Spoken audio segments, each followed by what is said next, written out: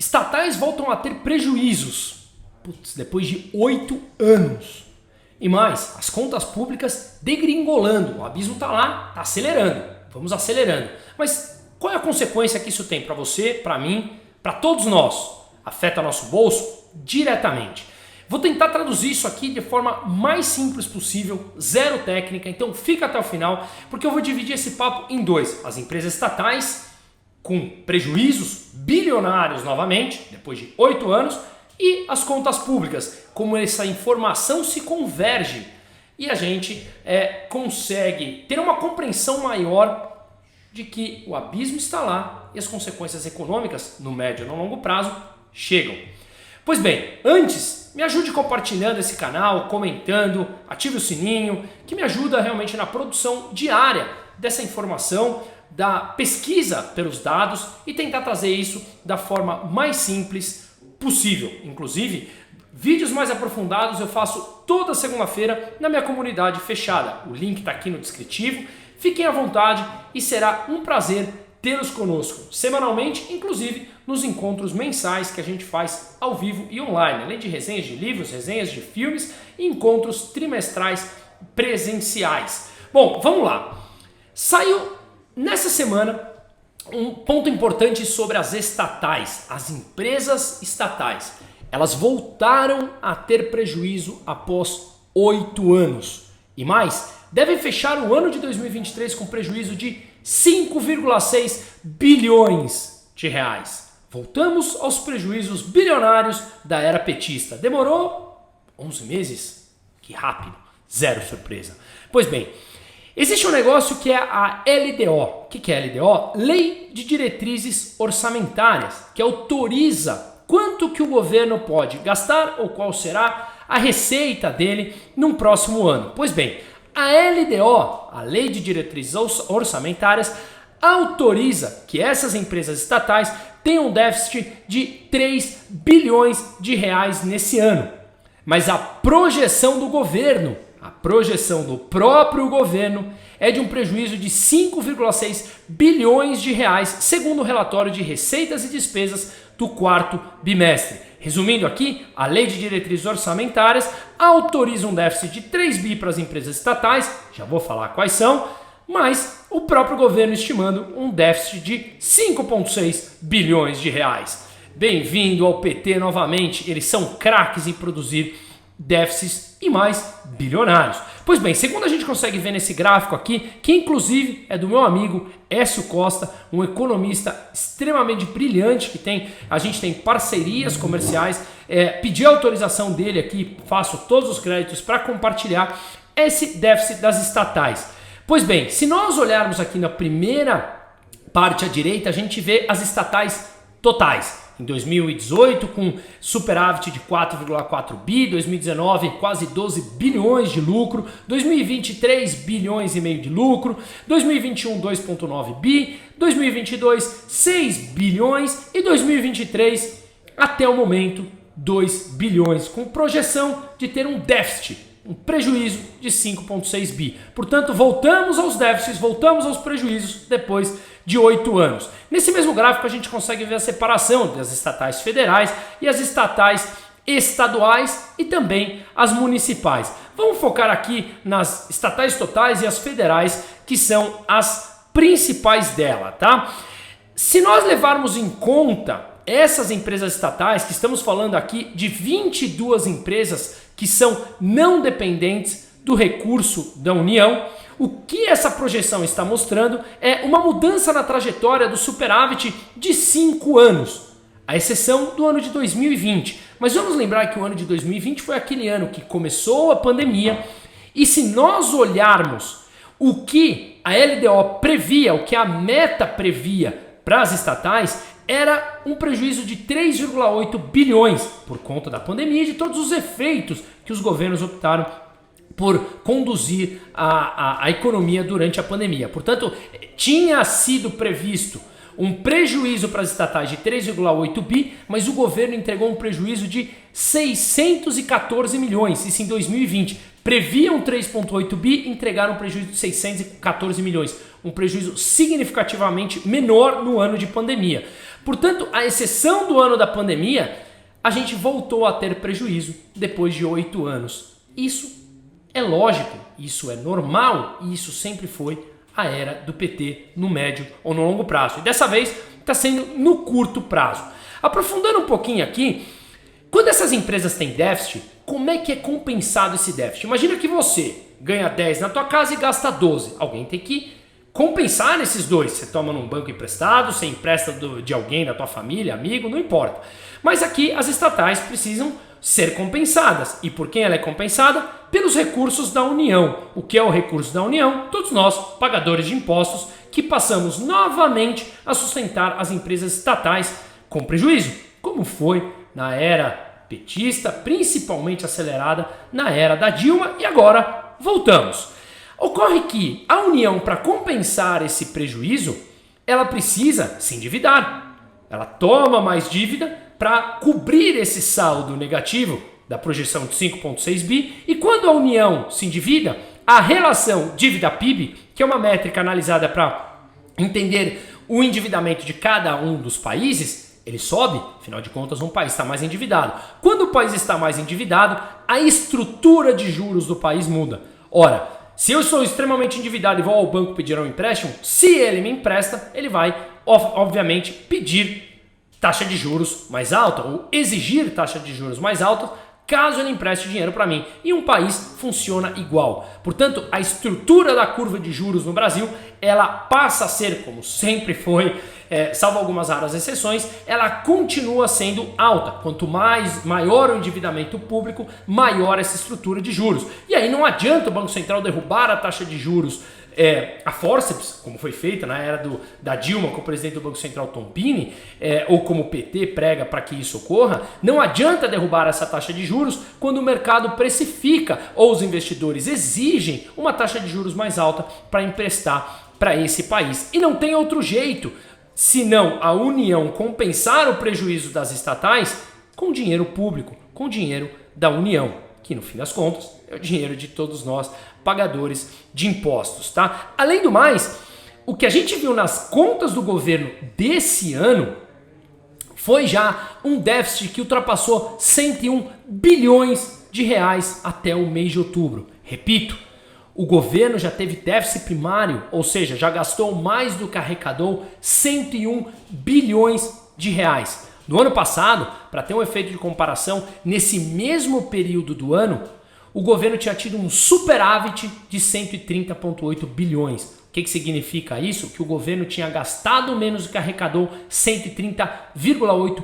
bilhões de reais. Então agora a gente já gastou esse superávit e já passamos por um déficit de 101 bilhões. E a projeção do Ministério do Planejamento e Orçamento para 2023 é que o déficit primário desse ano seja de 141,4 bilhões, considerando apenas as contas do governo central. E o que é o governo central? Tesouro Nacional, Banco Central e Previdência Social. Ou seja, a gente já teve um prejuízo até o momento, um déficit de 101,8 bilhões de reais até outubro. A expectativa é que feche acima de 140 bi esse prejuízo, quando no ano passado nós tivemos um superávit pela primeira vez desde 2014. O PT está de volta e isso não é surpresa alguma. E mais, ele falando que não vai cortar os gastos porque quer continuar aumentando os gastos em obras públicas e o que ele chama de investimentos. Quando o Brasil não suporta mais investimentos, inclusive comparado aos nossos pares, México, Rússia, Colômbia, a nossa relação dívida-PIB está bastante mais alta do que desses pares emergentes. Claro, há possibilidades, há oportunidades no Brasil? Claro que sim. Já fiz um vídeo explicando da reforma tributária que o Brasil precisa urgentemente para acabar com esse manicômio tributário que temos, mas a reforma que está passando também, sim, há pontos positivos, como eu mencionei no meu vídeo, mas está bastante aquém daquilo que é efetivamente necessário. Mas de qualquer maneira, é interessante, é importante seguir com uma reforma, mas que eu bati na tecla que deixássemos de lado um pouco a síndrome de vira-lata e brigássemos por uma reforma verdadeiramente correta para conseguir atrair investimentos, sermos competitivos e tudo mais. Mas, infelizmente, nós temos um governo que prega por mais gasto público, portanto, maior endividamento, e isso pressiona a taxa de juros, pressiona o câmbio. Inclusive, eu fiz um vídeo, que foi aquele mais visto no meu canal, que está com 300 mil visualizações, explicando por que o mercado interpretou muito mal e continua interpretando as falas do Lula quando ele falou que não cumpriria a meta do ano que vem, de déficit zero, e, portanto, ele leva em consideração que gastar mais não é um problema. E aí eu entro nesse segundo ponto. O mercado vem subindo, mas o mercado ele subiu frente ao anúncio de ontem, que eu vou falar agora, mas ainda continua bastante ressabiado frente às irresponsabilidades desse governo. Falando ainda para finalizar das estatais, dado que esse governo não quer diminuir os gastos e diminuir gastos das estatais, mesmo que ele quisesse, é bastante complicado porque é engessado. Além dele ter derrubado a lei das estatais para permitir que ele indicasse seus amigos políticos e não técnicos para os comandos e diretoria dessas empresas, ele obviamente parou com as privatizações. E aí a gente tem o combo completo. Mais gastos, menos receita, portanto maior endividamento. Falando em maior endividamento do governo, a gente entra nesse segundo ponto, em que foi noticiado ontem, na quinta-feira, dia 16 de novembro, em que na lei de diretriz orçamentária, que eu expliquei no começo do vídeo, ela mostra que o governo federal descartou a possibilidade de alterar a meta de déficit zero para 2024. Dentro do arcabouço ou calabouço fiscal, em 2024 o governo colocou uma regra em que ele tem que ter um superávit ou um déficit zerado, ou seja, que o governo não vai gastar mais do que ele arrecada, portanto ele vai gastar exatamente aquilo que arrecada. Esse seria a meta de déficit zero, em que o Lula veio a público, como eu falei nesse vídeo que eu expliquei, foi o vídeo mais visto do canal, em que ele falou que não iria cumprir essa regra, não seria possível cumprir essa regra, e o mercado obviamente já sabia disso, mas quando sai da boca do irresponsável, isso soa muito pior. E a LDO, a Lei de Diretrizes Orçamentárias, que foi aprovada e tinha a data final ontem para ser aprovada, foi aprovada com a meta zerada de déficit. E isso, obviamente, complica o governo e todos nós sabemos que essa meta não será cumprida. Mas o que isso significa? Que o governo, então, só gastará em 2024 o que arrecadar, sem, portanto, aumentar a dívida pública, caso ele respeite. O que, obviamente, é inexequível, palavras deles. Portanto, não é possível atingir essa meta que eles mesmos determinaram. Inclusive, como eu falei e repito, o Lula tinha dito que essa meta não seria cumprida. E isso, obviamente, gerou uma briga, inclusive dentro do PT, onde o Haddad ficou ali solitário defendendo a necessidade e a importância de manter a meta, mesmo que seja até a página 2, para daqui a pouco, no futuro, que eu vou explicar já, eles falarem que essa meta não será mais cumprida. Mas que quando eles falam abertamente que a meta não será cumprida, o mercado interpretaria mal, isso pressionaria o câmbio, pressionaria a taxa de juros futura, como de fato aconteceu, a bolsa cairia, como de fato aconteceu há 2 semanas atrás quando o Lula falou isso, mas que agora o mercado deu uma tranquilizada, simplesmente por ouvir o fato de que na LDO a meta foi mantida. Mas ainda há outras 2 possibilidades de mudança dessa meta, e está claro que o governo mudará e aí sim colocará um déficit para o ano que vem. Parece um pouco o me engana que eu gosto. Enquanto isso, o mercado vai aproveitando as oportunidades de especulação. O que aconteceu é que representantes do governo comentavam sobre a meta de déficit que poderia ficar entre 0,5% e 1% do PIB. Essa era a discussão. O Haddad falava que queria que mantivesse a meta em zero e uma ala do governo falava que queria que a meta fosse ampliada na LDO, na Lei de Diretriz Orçamentária, para 0,5% a 1% do PIB. Fazendo quórum a voz do irresponsável Lula, falando que déficit não teria problema. É como se falar que na tua casa você ganha 10 e gasta 12 e não tem problema nenhum. Na cabeça irresponsável de pessoas irresponsáveis, isso não tem problema nenhum. Na cabeça do mundo real, do mundo adulto e do mundo maduro, obviamente isso tem consequências bastante sérias. Mas quais são essas 2 possibilidades ainda que o governo tem para alterar a votação da LDO, da Lei de Diretrizes Orçamentárias, para mudar os parâmetros do orçamento em 2024 e, portanto, que ainda tem a possibilidade de mudar a regra para não desrespeitar a mesma regra que já nasceu furada e aí sim eles efetivamente concretizarem o déficit em 2024. A primeira possibilidade é no final do ano agora de 2023, quando será votado de fato o orçamento de 2024. Portanto, eles incluiriam na votação do orçamento um déficit para o ano que vem. Mais um jeitinho brasileiro, me engana que eu gosto. O outro ponto é em março do ano que vem, de 2024, quando o governo apresenta o relatório de receitas e despesas do primeiro bimestre. E se julgar necessário, ele bloqueia verbas para garantir o cumprimento dessa meta. Ou seja, se ele tiver um déficit, ele vai ter que bloquear uma parte do orçamento para cumprir essa meta. Os gastos discricionários no Brasil, para o ano que vem, estão por volta de 211 bilhões de reais. Eles falam em contingenciar, em bloquear as verbas entre 25 e 56 bilhões de reais. Portanto, se essas verbas são contingenciadas, são bloqueadas, obviamente eles não conseguem cumprir todas as regras de investimentos e de gastos deles. E aí eles mesmos começam a entrar em complicações frente ao arcabouço, ou melhor, calabouço, que eles mesmos desenharam. Veja a rota da irresponsabilidade que eles mesmos se colocaram.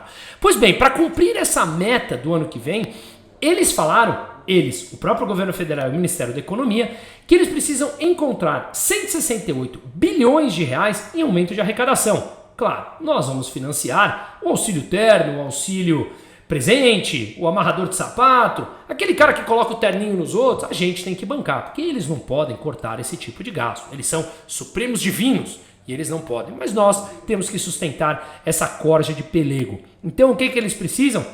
Arrecadar 168 bilhões de reais em aumento de arrecadação, e isso já está ou estará dentro da votação do orçamento do ano que vem em aumento de impostos. Fazendo uso aqui novamente das medidas para levar a arrecadação do Écio Costa, meu amigo e parceiro, como eu falei, que vale a pena segui-lo pelas suas informações extremamente relevantes de economia, o que está dentro do orçamento é que esse aumento de arrecadação até o momento será de mais ou menos 114 bilhões, só que eles precisam encontrar 168 bi.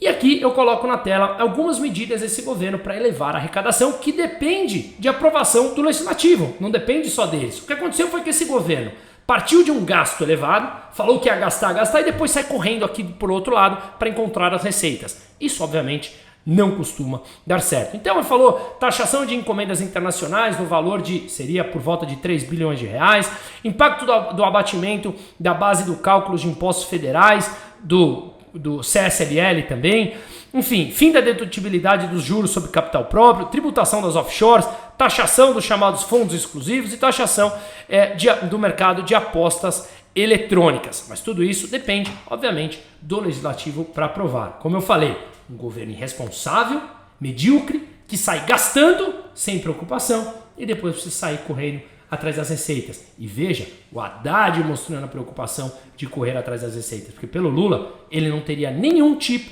de regra fiscal e, portanto, gastaria a seu bel prazer, como ele sempre falou, um tipo da esquerda primitiva, como o próprio Estadão, conivente com tudo isso que está acontecendo, ajudou a trazer de volta esse sujeito ao poder, falou. Então, a própria esquerda primitiva não gostaria de ter regras fiscais, que é onde o Lula se encontra, no mais primitivismo das ideias econômicas. E aí sim, o mercado teve uma reação positiva ontem, atingiu 124 mil pontos a Bolsa Brasileira, mostrando que é importante sim ter uma regra fiscal, mas sabemos todos que ela não será cumprida. A questão é quando e quanto mudarão essa regra fiscal, qual será o déficit realmente para o ano que vem. As expectativas está por volta de 1% do PIB, que será de mais ou menos 100 bilhões de reais. Gastando mais, sem a menor responsabilidade, caindo as receitas, caindo a arrecadação, com um gasto maior, naturalmente o endividamento brasileiro continuará crescendo, pressionando em algum momento, no médio e no longo prazo, a taxa de câmbio, a curva de juros e naturalmente a inflação. Oportunidades sempre aparecem nesse momento. Mas cuidado com a euforia, esteja sempre protegido. Oportunidades no Brasil de investimento há. E eu venho falando isso diretamente para os meus clientes e na minha comunidade fechada. E também oportunidades nos Estados Unidos, com títulos rentabilizando taxas extremamente interessantes que não víamos desde 2007. Atenção às oportunidades e atenção aos gastos irresponsáveis desse governo.